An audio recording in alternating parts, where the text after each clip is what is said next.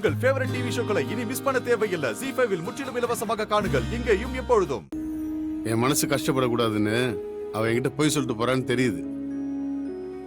நான் வேணா அந்த புடவைய அண்ணே வேணாண்ணே. எல்லாம் இருந்தும் என் தங்கச்சி பொண்ணு கஷ்டப்படுறத என்னால பார்க்க முடியலம்மா. வருத்தப்படாதீங்கண்ணே, எல்லாமே சரியாயிடும்.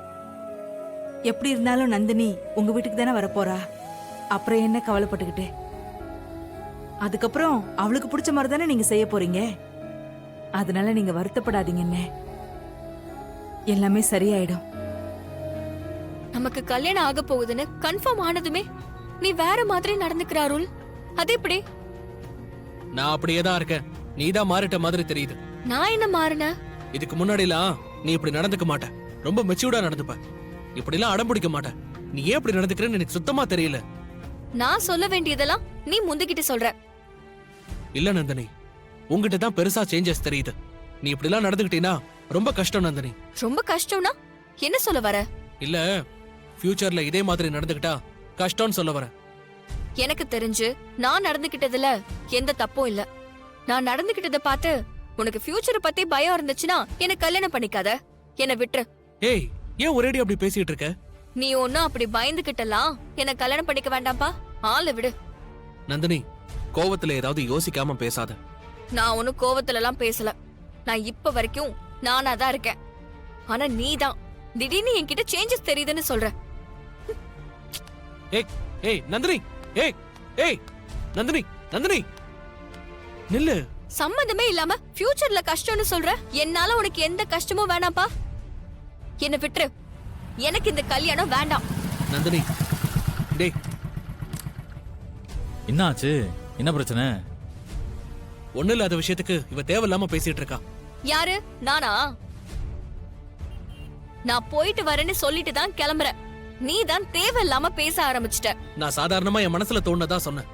அதுக்கு நீ தான் ஓவரா பேசிட்டு இருக்க. உன் மனசுல தோணுச்சுன்னு என்ன பத்தி நீ என்ன வேணாலும் சொல்லுவியா? நான் அதை கேட்டுட்டு சும்மா போகணுமா? அப்படிலாம் என்னால போக முடியாது. நான் நடந்துக்கிறது உனக்கு பிடிக்கல, நீ நடந்துக்கிறது எனக்கு பிடிக்கல. அப்படி இருக்கிறப்ப எதுக்கு நமக்கு கல்யாணம்? அதான் வேண்டான்னு சொன்ன. கல்யாணம் வேணானா எனக்கும் சந்தோஷம்தான். நான் தப்பிச்சேன். நீ தப்பிக்கல, நான் தான் உன்கிட்ட இருந்து தப்பிச்சேன். உன்னை போய் ஏன் தலையில கட்டி வைக்க பார்த்தாங்க பாரு. உன்னதான் ஏன் தலையில கட்டி வைக்க பாத்திருக்காங்க. ஏய் ஏய் ஏய், ரெண்டு பேரும் என்ன பேசிக்கிட்டு இருக்கீங்க? டேய், நீ எதுவும் அவகிட்ட கேட்காதடா. அவகிட்ட இப்ப பேசுறதே வேஸ்ட். ஏன் கிட்ட பேசுறது வேஸ்ட்னா அதுக்கப்புறம் நான் எதுக்கு இங்க நின்னு பேசிட்டு இருக்கணும்? நான் போறேன்.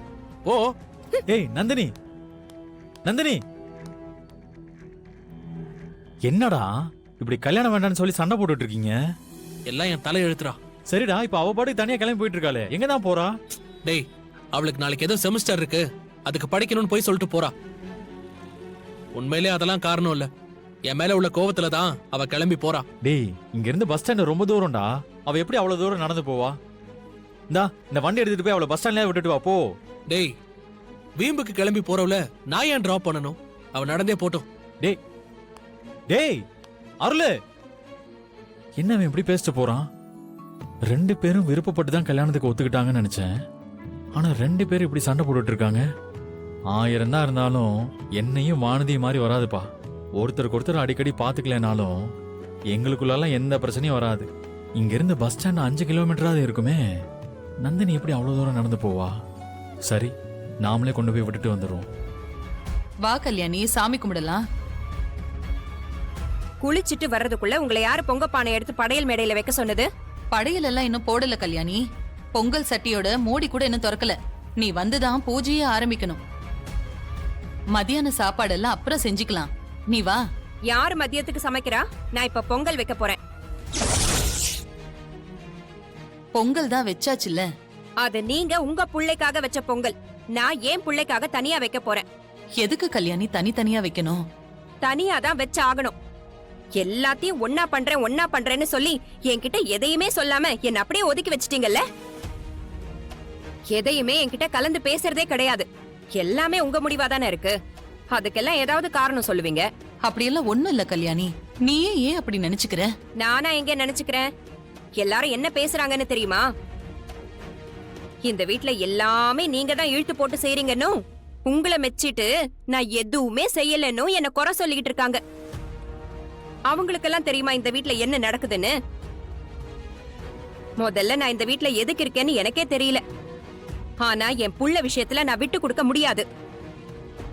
என் புள்ளைக்கு ஏன் கையால செய்யற பொங்கலை வச்சுதான் சாமி கும்பிடுவேன். நீங்க போங்க. கல்யாணி, போங்கன்னு சொன்னேன். அண்ணா, நான் கல்யாணியை கூட்டிகிட்டு கோயில் வரைக்கும் போயிட்டு வந்துடுறேன்.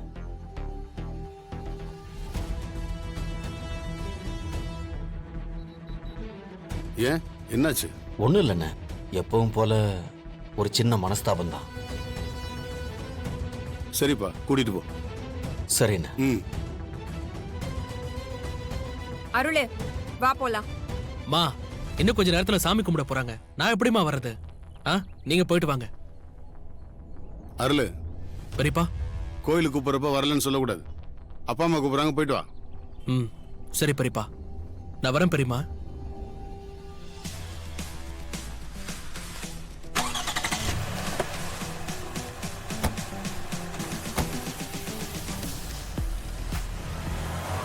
சாமி கும்பிடலாம் நினைக்கும் போது இப்படி ஒரு சங்கடம். பாவம், குணசேகரன் அருளுக்கும் போறதுக்கே மனசு இல்லை. அருளையும் நாம நம்ம புள்ளைய தானங்க பாக்குறோம். அப்புறம் ஏங்க கல்யாணி நம்மள எப்பவும் பிரிச்சே பாக்குறா? ஒரே நேரத்துல தானங்க நம்ம ரெண்டு பிள்ளைங்களுக்கும் கல்யாணம் நடக்க போகுது. நீ ஏன் கல்யாணத்துக்கு பொங்கல் வச்சு சாமி கும்பிட்றோன்னு நினைக்கிற? எப்பவும் போல சாமி கும்பிட்றோன்னு நினைச்சுக்கோ. அடுத்த முறை பொங்கல் வச்சு படைக்கும் போது கல்யாணி கையாலே பூஜை பண்ண சொல்லுவோம். அவ்வளவு சந்தோஷப்படுவாள்ல.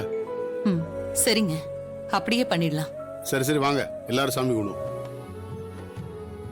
கரிகாலா, கல்யாணம் பண்ணி குடும்பஸ்தனாக போற. இனிமே நீ இதெல்லாம் பழகிக்கணும். நீயே உன் கையால தீபாரதனை காட்டு. சரிப்பா. ஆமா ஆமா, என் மாப்பிள்ள குடும்பஸ்தன் ஆக போறாருல்ல. ஆனா குடும்ப தலைவர் மட்டும் காட்டினா போதுமா? குடும்ப தலைவர் சேர்ந்து காட்டினா தானே நல்லா இருக்கும்.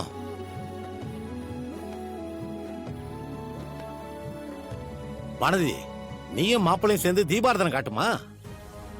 ஏய் வானதி, உன்னத்தான் சொல்றேன், காதுல விழ.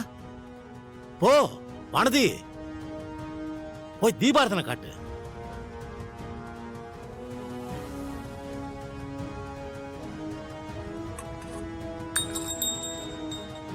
இந்தம்மா.